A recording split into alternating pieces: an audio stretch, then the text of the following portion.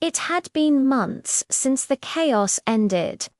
The city, Karachi, had grown quieter, safer. And I, Sher, once the most feared name in these streets, now lived in peace, running my small bookstore. People respected me, not for the power I once wielded, but for the honesty I now offered. Every evening, children would gather outside my shop, their eager faces upturned, waiting to listen to my stories. I told them about truth, about courage, and about the terrible cost of violence. But deep inside, a part of me always knew the shadow of your past never truly disappears. One night, as I was locking the doors to my shop, a sleek car pulled up to the curb. A young man stepped out. His face was calm, almost serene, but his eyes burned with something hauntingly familiar. He walked towards me, handed me a small, plain envelope, and left without a single word. I stood there, under the flickering streetlight, a strange sense of dread creeping over me. My fingers fumbled with the seal. Inside, there was a single photograph. It was Inspector Rahman. He was lying on the ground, unconscious, a dark pool of blood haloing his head. I turned it over. On the back, a single sentence was scrawled in stark black ink. "Old debts never die." I froze. My hands began to tremble, the photograph fluttering like a trapped bird. I looked out into the dark, empty street, the silence suddenly deafening. My past hadn't just knocked. It had kicked the door down. It had found me again. The next morning, I rushed to the hospital. The sterile smell of antiseptic filled the air, a stark contrast to the life I had built. I found Inspector Rahman in his room, alive but terribly weak. Bandages wrapped his head, and his voice was a strained whisper. He struggled to speak, his eyes locking onto mine with a desperate urgency. "Sher, it's someone from inside the department. They're trying to destroy everything you stood for, everything you've become." He coughed a painful, racking sound. "They're reviving your old network. Using your name again." A cold fury, an emotion I thought I had buried long ago, surged through me. My face hardened, the lines around my eyes deepening.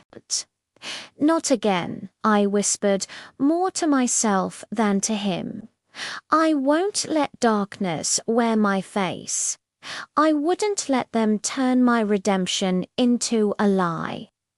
Later that day, the weight of it all became too much. I found myself drawn back to the sea, to the very spot where everything had once ended, and then, miraculously, began anew. The waves crashed against the shore, a relentless, churning rhythm that mirrored the storm in my soul. That's where Mahira found me, sitting silently, staring out at the endless horizon. She stood beside me for a long time, the wind whipping her hair around her face.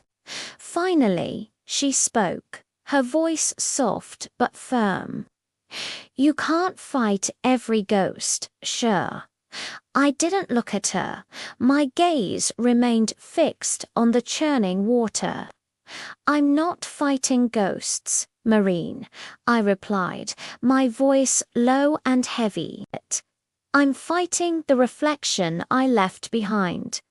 The man I used to be was a ghost. I had to exorcise myself."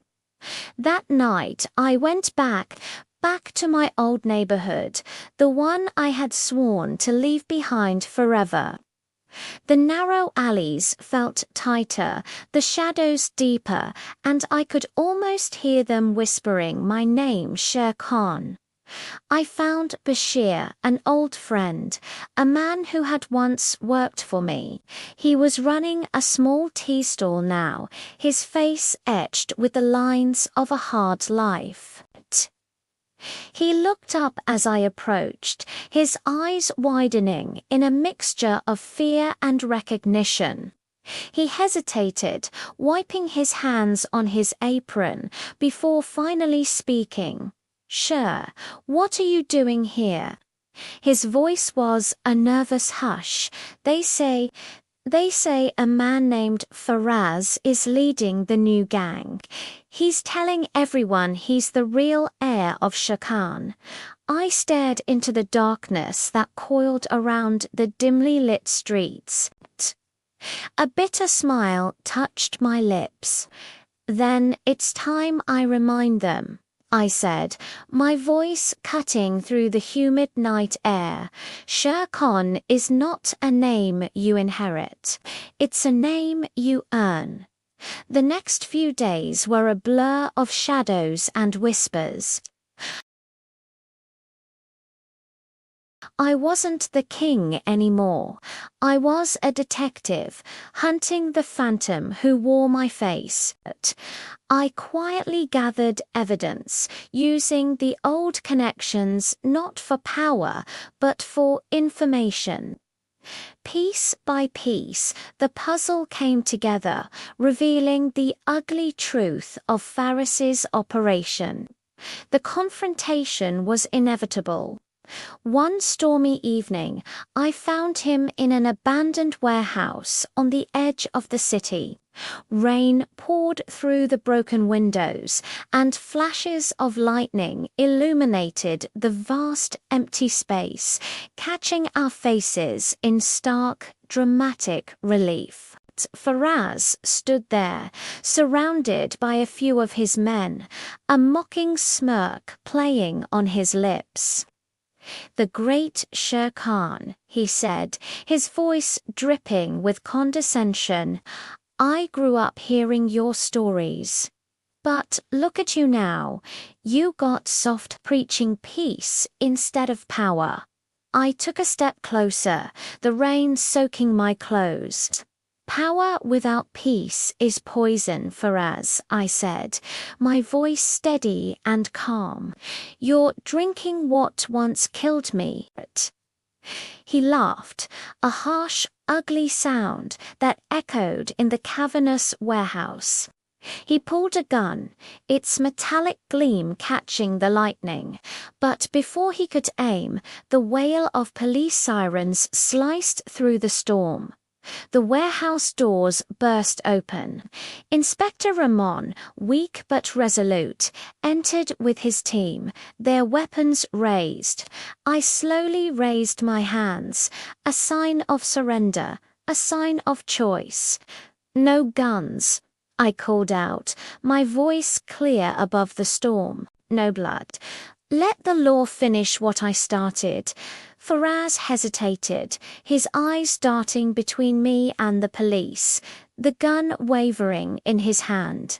Then, with a cry of frustration, he dropped the weapon. The officers moved in and took him away, and for the first time, I didn't walk away from a fight as a criminal or a savior. I walked away as a man finally, truly free from his shadow. Later, standing outside the warehouse, the rain had softened to a gentle drizzle.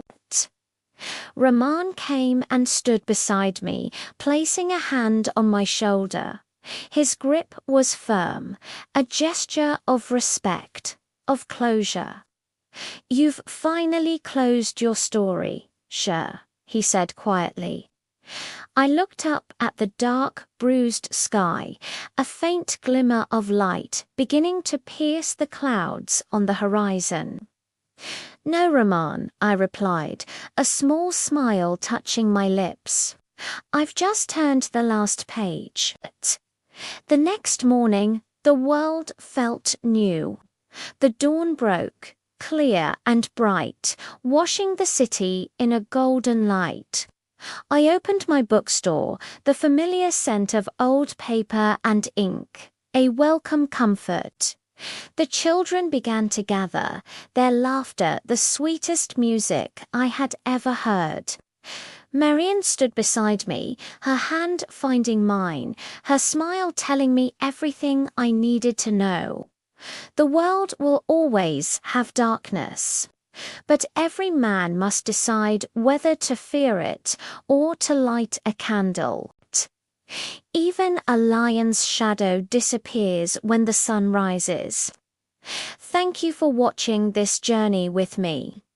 If these stories of redemption and hope resonate with you, please consider liking this video and subscribing to our channel for more content. Your support means the world.